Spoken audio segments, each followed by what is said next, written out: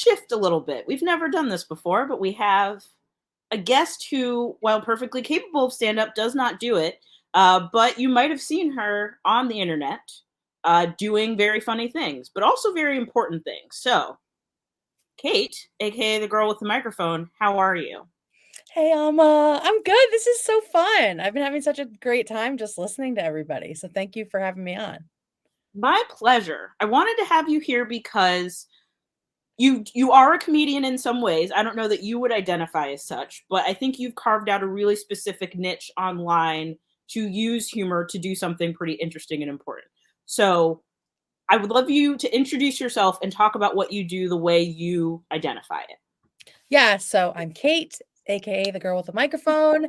I went viral a couple years ago in the 2020 election when I was um showing up to Trump standouts and saying funny things through my microphone. So yeah, I would consider that comedy, but it was really more catharsis for me. And it ended up resonating with a lot of people, so I kept doing it, and then I used those videos to raise money for causes, and I've just been doing that and, talking about political news since then, so. So, how did that shift happen for you? So, coming from a place where it's like, I did something cathartic that people found really funny to let's also see if we can't talk about these issues in a more substantive way. Because I do think you find a way to do both. Yeah, I saw how viral it was and how much people wanted me to do it, and it was the election time, and it was, specifically the Georgia Senate elections, which were really neck and neck. We were trying to get, flip the whole state blue, and we did, and so I thought, "This is the most, like, eyeballs I've ever had to try to make a difference." So, instead of doing, like, the brand sponsorship route, which I'm not brand friendly at all. So I'm glad I gave that up. Instead of doing that, I was like, okay, let's channel this because I've always cared about politics. I'm very, progressive and into politics.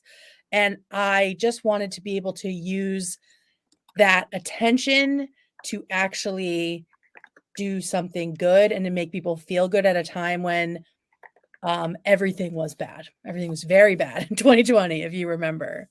So yeah, that was the shift. It was, oh shit, I can do something bigger than myself now.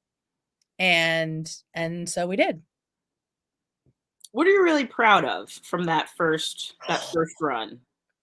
Okay, well, first, I'm very proud of some of the silly things that I came up with. I really liked Donald Trump as the skid mark on the underpants of America. I feel like that's underrated. Everyone really likes my Satan's butthole one, but I really like that one. But I'm also proud of the fact that I pulled together a silent online auction with like celebrities donating to it who had started following me, and we raised like over $10,000 for the Georgia Senate races. So that was like definitely in one fell swoop, like the biggest fundraiser I've done. And it was awesome. Like the energy around it was great. Everybody was so into it. So that was really cool. That was definitely a highlight for me. Now, what makes it hard? Because I feel like you and I both hold a number of identities that sometimes people on the internet don't like to be nice to. So what makes this work difficult for you? A few things. Most recently, it's definitely the algorithm. Instagram has stopped or was curtailing political content. So, like, if you don't know, you can go into your settings and you can see that they have turned off political content for you if you have not turned it back on. Heads up on that. Please go turn it back on so you see stuff from me and others. The algorithm for sure, but from the beginning, I have been called fat, ugly, unemployed, which was only true for like 3 months this summer. The rest of the time I've had jobs. So yeah, just like attacking my self. I have been doxxed. People know where I live and send me weird mail.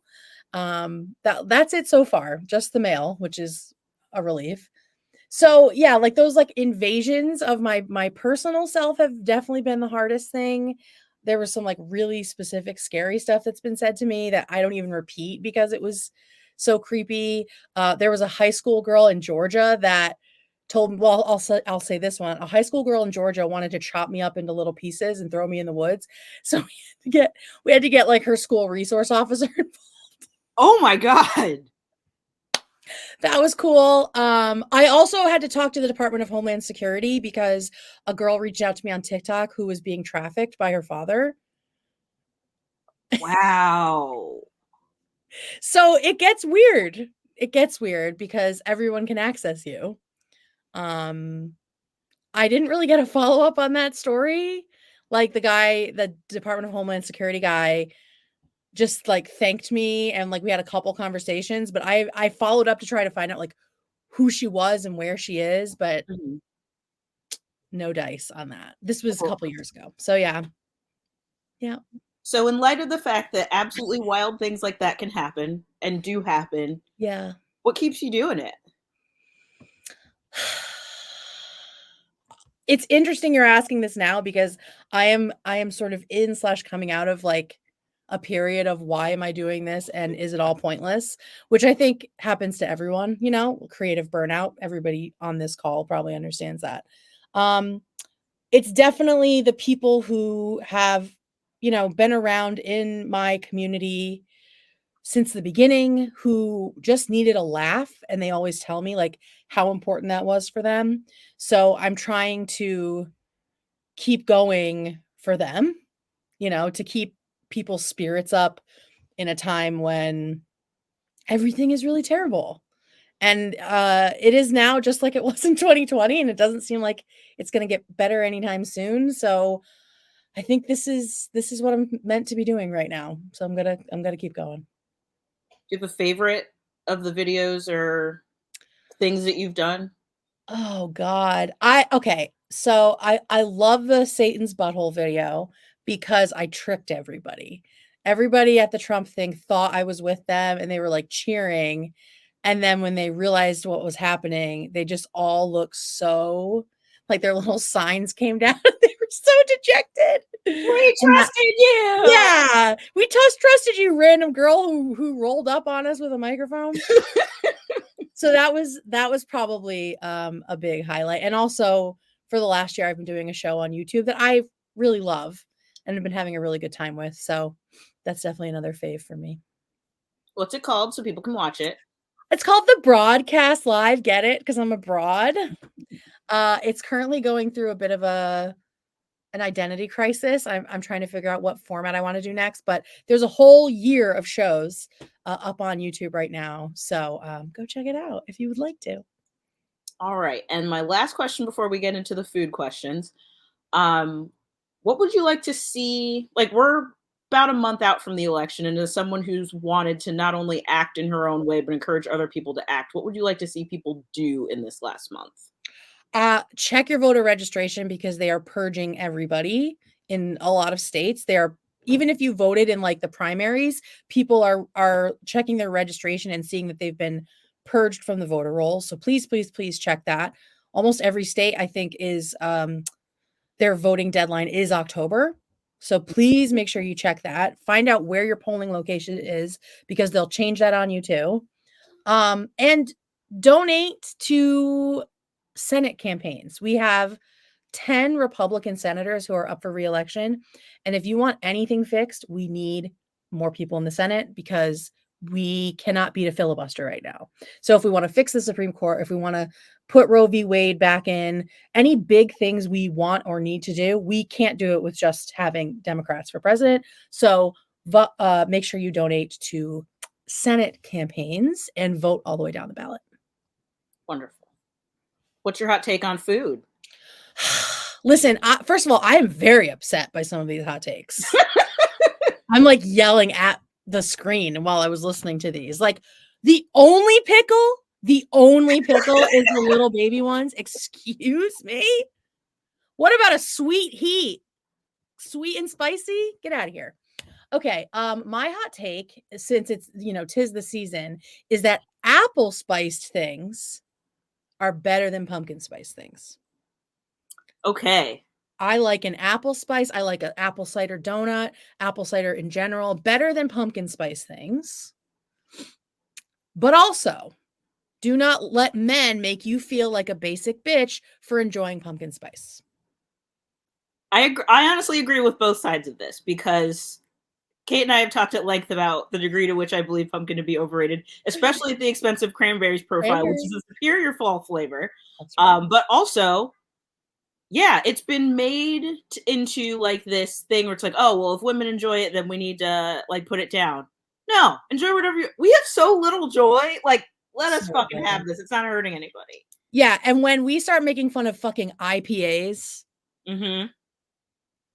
Exactly. y'all are basic. Y'all are basic too. It's just women enjoy something and you want to shit on it. That's all it is. Exactly. Embrace it, y'all. Embrace it. All right. Most underrated Halloween candy. What do you got? I'm gonna go with Whoppers. Whoa. Okay. Say more. Okay. Because they are always the last effing candy I will eat in the bag, right? They come in the little boxes. It's very cute. There's never enough of them. But I love a malted chocolate. I love a malted chocolate, and I always get to those and I'm like, why did I wait? Why did I put these off? And maybe it's like an old lady candy, but I'm kind of an old lady. So that's mine. All right. Well, now we have to find a way for people to get their surplus Whoppers to you without also sending things to your house that you don't want. It's a real I know. Michael Dukakis turkey carcass situation, which for those unfamiliar, Michael Dukakis said in the Boston Globe a couple years ago that he liked making turkey soup and people just started dropping their turkey carcasses off at his house. And he's like, it's too much. Can we actually stop? So we'll find a way to prevent this. Maybe of course you know all of the turkey lore. Do you have a turkey Google alert on your email? You'd think so, given my material, but no. Michael Dukakis is such a hoot. And I love this was that. like the next most interesting thing about him.